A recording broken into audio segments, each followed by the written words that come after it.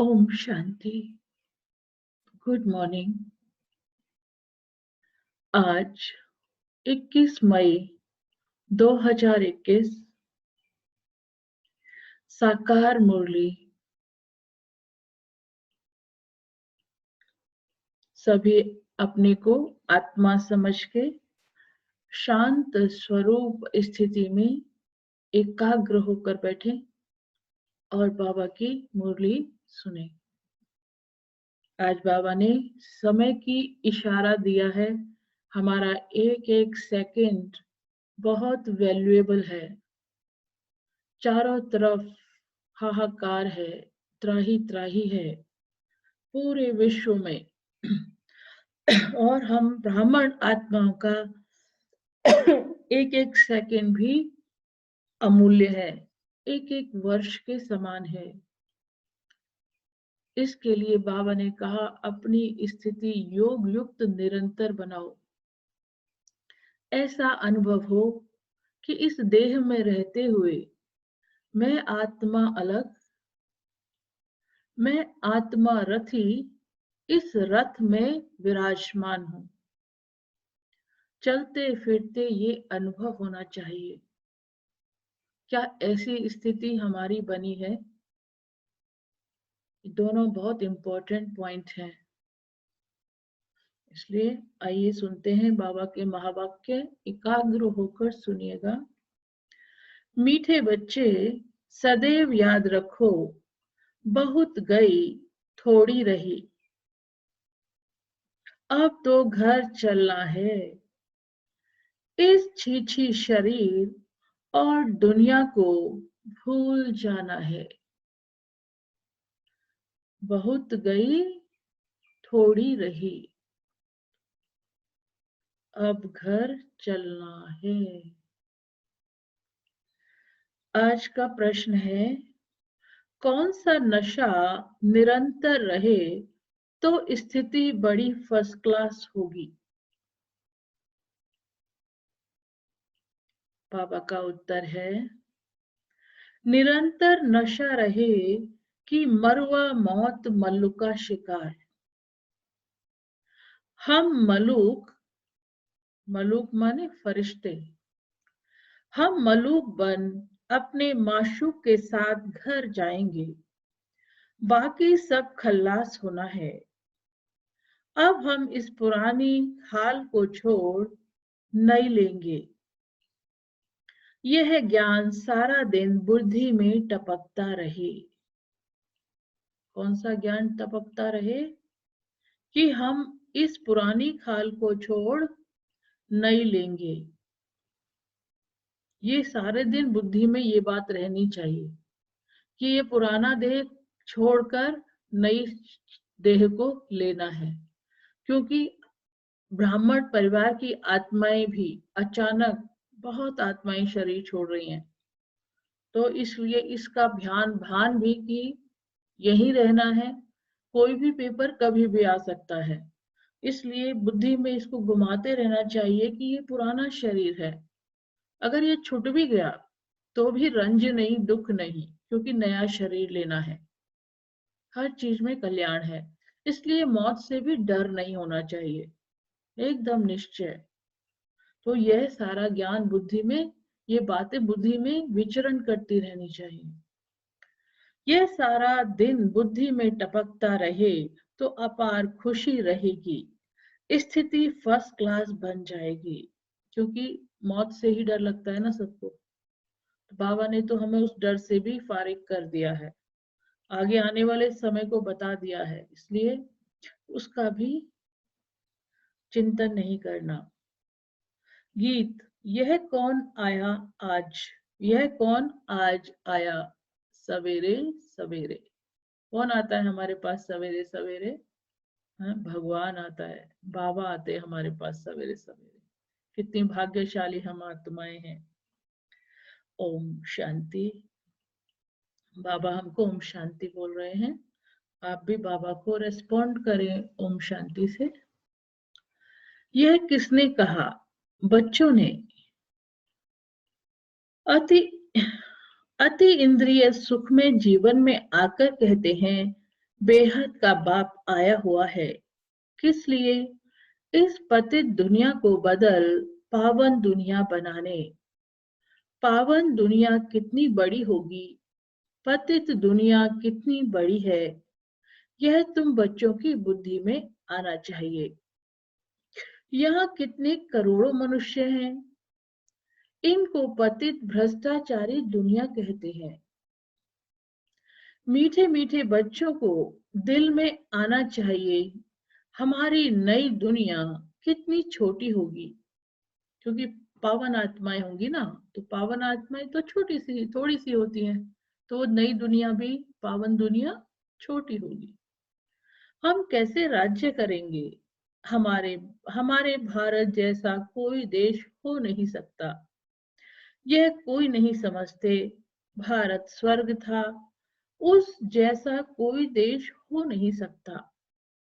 तुमको यह समझ में आता है? यह भारत तो अब कोई काम का नहीं है। क्या कह रहे बाबा? यह भारत तो अब कोई काम का नहीं है। इसीलिए विनाश चालू हो गया ना। टूट फूट कब चालू होती है? मकान को कब तोड़ते हैं? जब वो किसी काम का नहीं रहता तब मकान को तोड़ते हैं ना हम, अपने मकान को। तो ये दुनिया रूपी मकान भी अब टूटने लग गया। इसका मतलब ये किसी काम का नहीं है। तुमको यह समझ में आता है?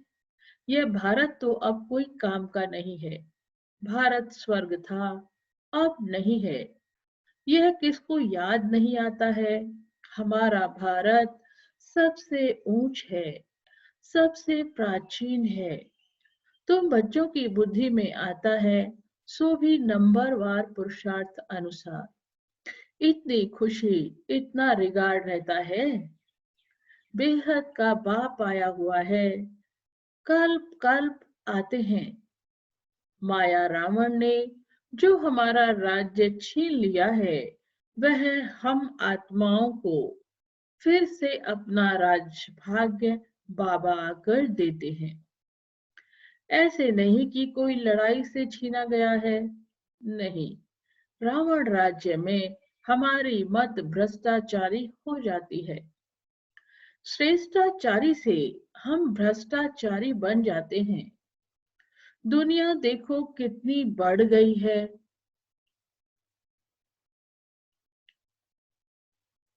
हमारा भारत देश कितना छोटा था। स्वर्ग में कितने सुखी रहेंगे, हीरे जवाहरात के महल होंगे, वहां रावण होता नहीं। तुम बच्चों की बुद्धि में खुशी होनी चाहिए, अति इंद्रिय सुख रहना चाहिए। बाप कहते हैं देही अभिमानी बनो। क्या कह रहे हैं बाबा? कि परंतु हमारी बुद्धि में खुशी होनी चाहिए, अति इंद्रिय सुख में हमें रहना चाहिए। दुनिया की इस दशा को देखकर बाबा तो कहते ना खेल चल रहा है। यही बात याद रखो कि खेल चल रहा है, इसमें भी कल्याण है, इसलिए अतीन्द्रिय सुख में रहना है। बाप कहते हैं देही अभिमानी बनो। देह का भान तोड़ने के लिए बाबा ने कहा था 108 चक्तियों वाला कपड़ा पहनो। एक कपड़े में 4 टुकड़े और लगे हों 108 टुकड़े अलग अलग तरीके के। बाबा कहते ऐसा कपड़ा पहनो ताकि देह का बान ही खत्म हो जाए। भल बड़े आदमियों से, जवाहरियों से कनेक्शन था, वह नशा टूटे कैसे? देही अभिमानी बनना पड़े। जगदीश भाई जी ऐसे कपड़े पहनते थे, चत्तियों वाले पहनते थे। दादियां भी शुरू शुरू में पहनती थी, फट जाता था ना तो उसमें कपड़ा लगा के सिल के दादियां वो पहनती थी। जबकि दादियां कितने बड़े बड़े घरों से आई थी ना, ऐसे ऐसा भी, तभी दादियां आज कितनी ऊपर पहुंच गई है। तुम बच्चों की बुद्धि में ज्ञान है। बाबा कहते हैं यह तो पुराना शरीर है, इनको छोड़ नया फर्स्ट क्लास शरीर लेना है। सर्प तो एक खाल छोड़ दूसरी ले लेते हैं। तुम बच्चों की बुद्धि में ज्ञान है, यह पुरानी खाल छोड़ हम दूसरी नई लेंगे, फिर दूसरा शरीर मिलेगा। यह तो सारा ज्ञान बच्चों की बुद्धि में टपकना चाहिए। कौन सा टपकना चाहिए? कि ये तो पुरानी खाल है, इसको छोड़कर हम नई खाल लेंगे। आज बाबा ने इस बात को बार बार बुद्धि में रिवाइज करने के लिए बोला है ना? ऊपर भी बोला, अभी भी बाबा बोल रहे हैं। यह तो छीछी दुनिया है, इसको देखते हुए भी बुद्धि से भूलना पड़ता है। हम यात्रा पर जा रहे हैं, हमारी बुद्धि का योग घट तरफ जा रहा है, परम धाम की तरफ। अभ्यास तो करना पड़े ना। यह शरीर भी पुराना है, दुनिया भी पुरानी है।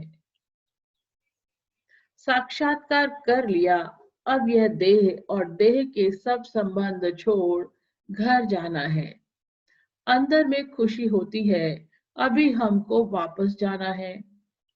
बुद्धि योग वहां लगाना होता है। एक दो को यही सुनाना है, मन मना भाव। एक दो को क्या सुनाना है? मन से भगवान को, परमात्मा को याद करो। इस समय ये वही समय है।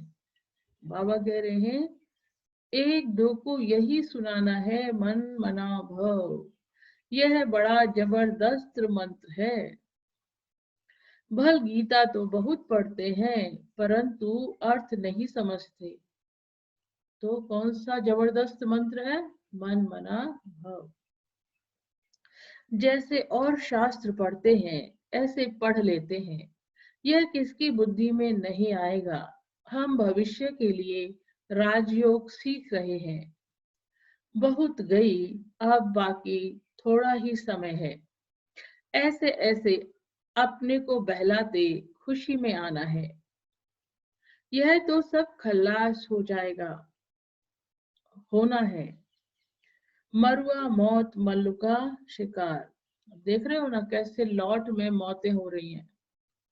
अभी तो कोविड की तीसरी लहर आएगी, वो इससे भी भयंकर होगी। तो सोचो, यह बाबा कहते हैं, हम मलूक बन अपने माशूक के साथ घर जाएंगे। मलूक माने फरिश्ता बन। यह आत्माओं का बाप बैठ शिक्षा देते हैं, है भी साधारण परंतु ऊंचते ऊंच। बाप आए हैं बेहद का वर्षा देने। कल्प कल्प आते हैं, यह तो छीछी दुनिया है। ऐसी ऐसी बातें करनी होती हैं। इसको कहा जाता है विचार सागर मंथन। यह शास्त्र आदि तो जन्म जन्मांतर पढ़े हैं। हम भारतवासियों ने जितने जप तप आदि किए हैं, उतना और कोई ने नहीं किया। तो पहले पहले आएंगे ही, उन्होंने ही भक्ति की है, और वही ज्ञान योग में भी तीखे जाएंगे, क्योंकि उनको पहले नंबर में आना है। देखते हो कोई कोई को बहुत अच्छा देखते हो कोई कोई तो बहुत अच्छा पुरुषार्थ करते हैं। तुम बच्चे जो इस रूहानी सर्विस में लगे हो, उनके लिए तो बहुत अच्छा है। सचमुच भट्टी में बैठे हैं। यह संबंध अटूट हुआ है, और जो ग्रस्त व्यवहार में रहते, यह सुनते सुनाते तो पुरानों से भी तीखे जा रहे हैं। बाबा कह रहे हैं, ग्रस्त व्यवहार में रहते, यह सुनते सुनाते हैं तो पुरानों से भी तीखे जा रहे हैं। ग्रस्त व्यवहार में रहने वाले भी इतना अच्छा पुरुषार्थ करते हैं। देखा जाता है नए आने वाले बहुत तीखे जाते हैं। तुम लिस्ट निकालेंगे तो मालूम पड़ जाएगा। पहले पहले तुम्हारी माला बनाते थे, फिर देखा कि कितने अच्छे अच्छे बच्चे 3-4 नंबर वाले भी निकल गए, एकदम जाए प्रजा में पड़े। अब तुम्हारी यह स्टूडेंट लाइफ है। ग्रस्त व्यवहार में रहते साथ साथ यह कोर्स पढ़ते हो। बहुत बच्चे डबल कोर्स उठाते हैं, लिफ्ट मिलती है, तुम्हारा कोर्स है गृहस्थ व्यवहार में रहते यह पढ़ना। इसमें भी कन्याएं बड़ी तीखी जानी चाहिए। कन्याओं के कारण कन्हैया व गोपाल नाम भी गाया हुआ है तो गोप भी, क्योंकि प्रवृत्ति मार्ग है ना। तुम सत्युग में देवी देवता धर्म के थे। यह लक्ष्मी नारायण प्रवृत्ति मार्ग में राज्य करते थे। यह तुम्हारी बुद्धि में टपकना चाहिए कि हम क्या बनते हैं। देवताएं कितनी फर्स्ट क्लास है, उनके आगे जाकर महिमा गाते हैं। क्या महिमा गाते हैं? आप सर्वगुण संपन्न, 16 कला संपूर्ण डैश डैश, और हम पापी कपटी हैं, अपने लिए ऐसे बोलते और देवताओं की महिमा करते। हम निर्गुण हारे में कोई गुण नहीं डैश डैश। अब इसमें भगवान को तरस नहीं खाना है, वह कृपा नहीं करनी है। वास्तव में तरस व कृपा अपने ऊपर ही करनी होती है। तुम ही देवता थे, अब क्या बन गई हो? अपने को देखो। तुम फिर पुरुषार्थ कर देवता बनो। श्याम से सुंदर बनने के लिए पुरुषार्थ करना पड़ता है। यह तो भक्ति मार्ग में कहते हैं, मरते थे, फलाने की कृपा हुई, बच गए उनकी आशीर्वाद से। महात्मा आदि के हाथ पकड़कर कहेंगे, आपकी आशीर्वाद चाहिए। यहाँ तो पढ़ाई है, कृपा आदि की बात नहीं। बाबा कहते हैं, मैं आकर तुमको ये पढ़ाई पढ़ाता हूँ और राजयोग सिखाता हूँ, पतित से पावन बनाता हूँ। यही कृपा आशीर्वाद है, और कोई अलग से कृपा आशीर्वाद नहीं। इसी में सब कुछ आ जाता है। यहाँ तो पढ़ाई है, कृपा आदि की बात नहीं। मन मना भव का अर्थ है ना, ये महामंत्र है। महामंत्र लोगों को बताओ, इस मन मना भव हो मंत्र का मतलब क्या है। मंत्र तो बहुत देते हैं, अनेक प्रकार के हठ योग सिखाते हैं। हर एक की अलग अलग शिक्षा होती है। हठ योग के सैंपल देखने हो तो जयपुर के म्यूजियम में जाकर देखो। यहाँ तो कितने आराम से बैठे हो। बुद्धि में है हमको फिर से बाबा राज्य दे रहे हैं। वहां ही अद्वैत देवी देवता धर्म था और कोई धर्म नहीं था। दो हाथ से ही ताली बजती है। एक धर्म है तो मारामारी नहीं होती। अभी है कलयुग, कलयुग पूरा होगा तो भक्ति भी पूरी होगी। अभी तो मनुष्यों की वृद्धि कितनी होती रहती है। भारत की धरती नहीं बढ़ती है। धरती तो वही है, बाकी मनुष्य कम जास्ती होते हैं। वहां मनुष्य बहुत कम होंगे। दुनिया तो यही होगी। दुनिया कोई छोटी नहीं हो जाएगी। तो तुम बच्चों को बड़ी खुशी रहनी चाहिए। हम योग बल से अपना राज्य स्थापन कर रहे हैं, बाप की श्रीमत पर। बाप कहते हैं, मामे कम याद करो तो तुम्हारे पाप भस्म होंगे। क्या कह रहे हैं बाबा? मामे कम याद करो तो तुम्हारे पाप भस्म होंगे। याद की यात्रा में रहना है। आत्मा में ही खाद पड़ी हुई है ना। सिर्फ कहते हैं सतो रजो तमो, यह नहीं दिखाते कि आत्मा में ही खाद पड़ती है। पहले गोल्डन एजड थे, प्योर सोना थे, फिर चांदी पड़ती है, उनको सिल्वर एज कहा जाता है। चंद्रवंशी, अंग्रेजी अक्षर कितने अच्छे हैं। गोल्डन, सिल्वर, कॉपर, फिर आयरन, ये है अंग्रेजी अक्षर। बाबा कह रहे हैं कितने अच्छे हैं। बाप समझाते हैं, आत्मा में खाद पड़ी है, यह निकले कैसे? सतो से सतो बनी है, फिर तमो से सतो कैसे बने? समझते हैं गंगा में स्नान करने से सतो प्रधान बन जाएंगे। बाबा कहते हैं परंतु यह हो न सके। गंगा स्नान आदि तो रोज करते रहते हैं, कोई तो नैमी हो जाते हैं, नहर पर भी जाकर स्नान करते हैं। तुमको बाप कहते हैं यह नियम रखो, बाप को याद करने का। याद का स्नान व यात्रा करो। ज्ञान स्नान भी कराते हैं, योग की यात्रा सिखलाते हैं। तो ज्ञान स्नान और योग स्नान हमारा तो यही है ना। तो बाबा हमें ज्ञान स्नान भी रोज कराते हैं और योग स्नान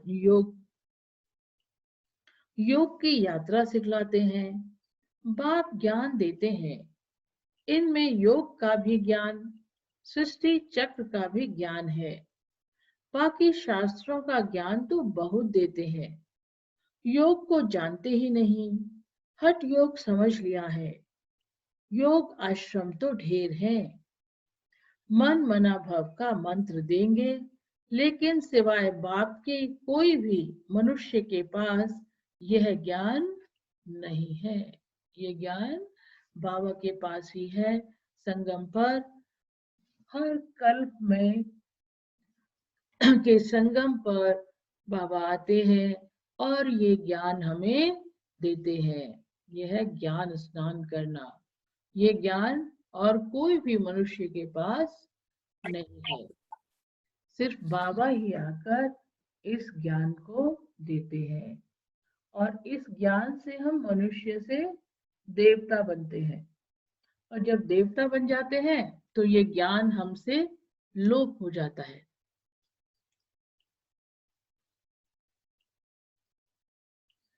अब 84 जन्म का चक्र पूरा हुआ है, फिर नई दुनिया होगी। तुम्हारी बुद्धि में है झाड़ की वृद्धि कैसे होती है। यह राजाई स्थापन हो रही है, सब इकट्ठे थोड़े ही जाएंगे। ब्राह्मणों का झाड़ बहुत बड़ा होगा, फिर थोड़े थोड़े करके जाएंगे।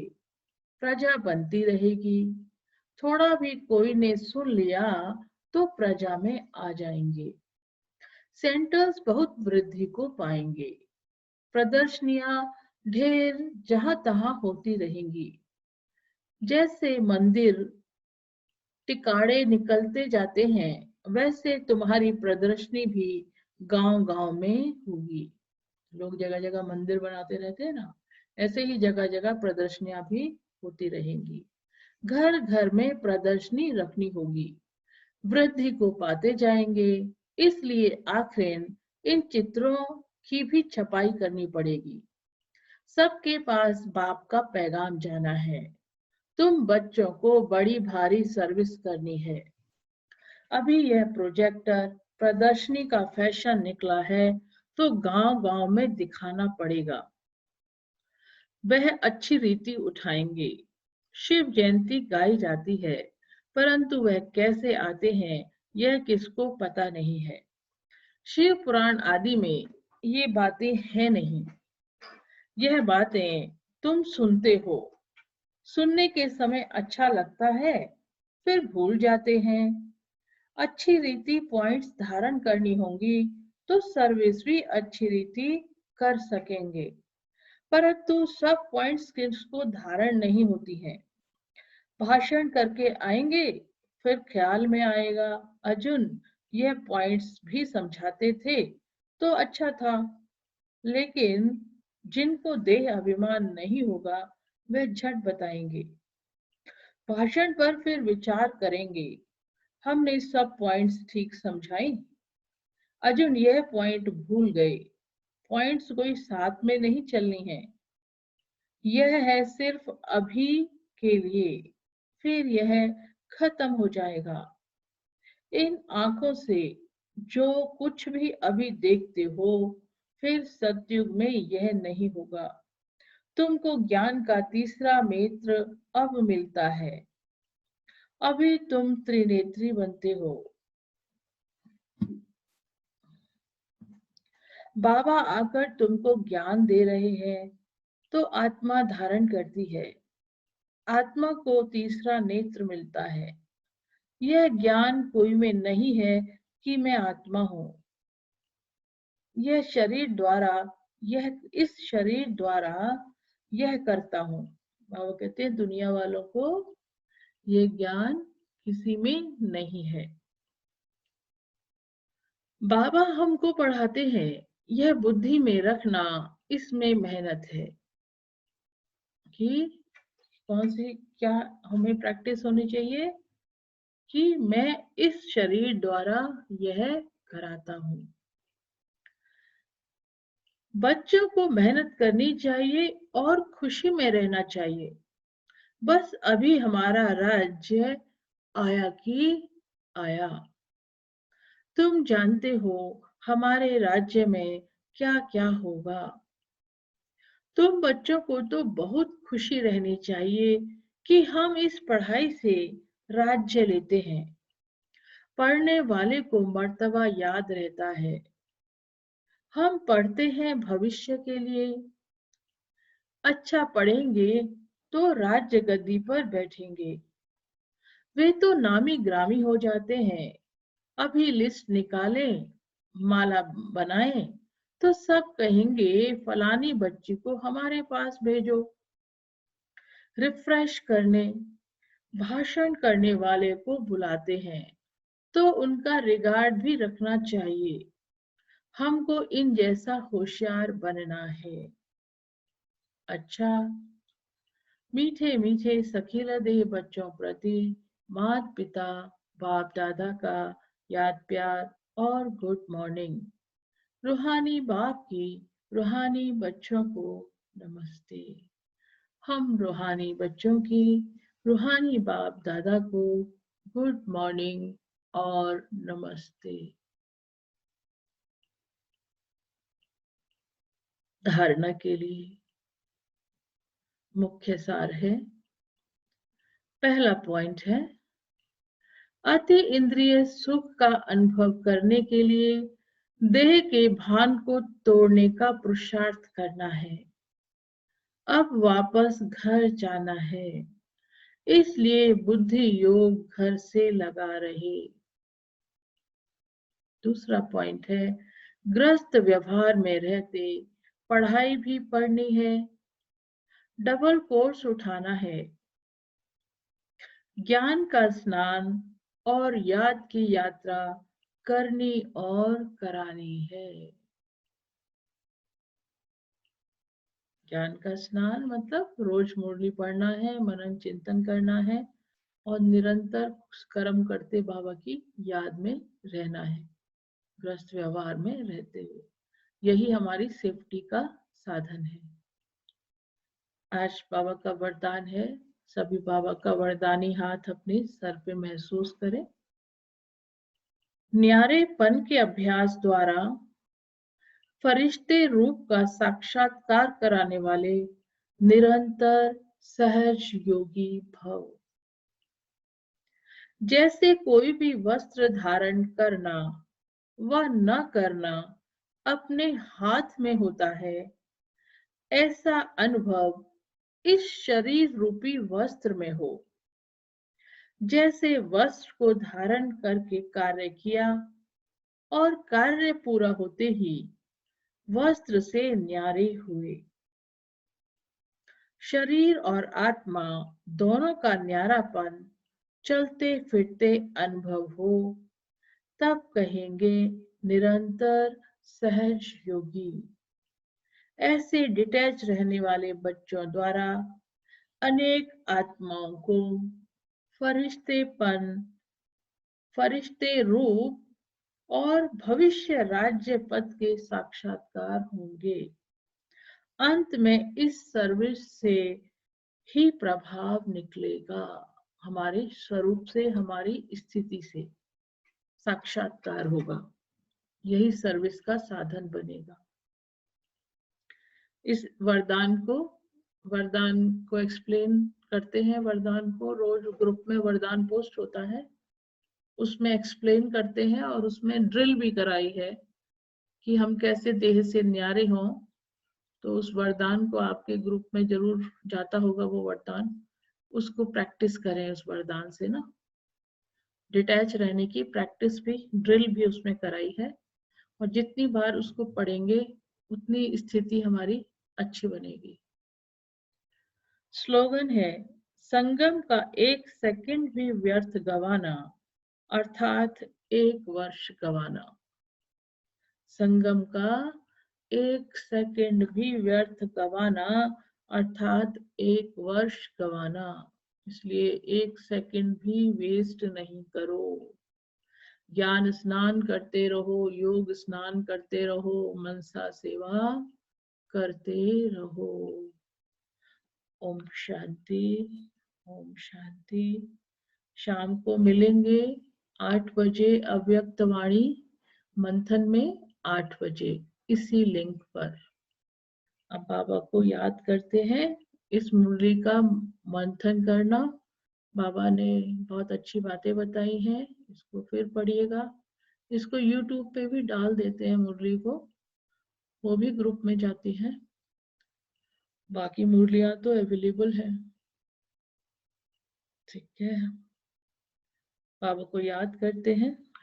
पर 5 मिनट तक इसी सीट पर बैठ के, चाहे भले लिंक खत्म हो जाता है, टूट जाता है, उसका टाइम खत्म हो जाता है ना लिंक का, लेकिन आप अपनी सीट पर बैठकर ही कम से कम 5 मिनट तक बैठकर बाबा को याद करें, तब अपनी सीट से उठा करें। वैसे 15 मिनट करना होता है, ठीक है।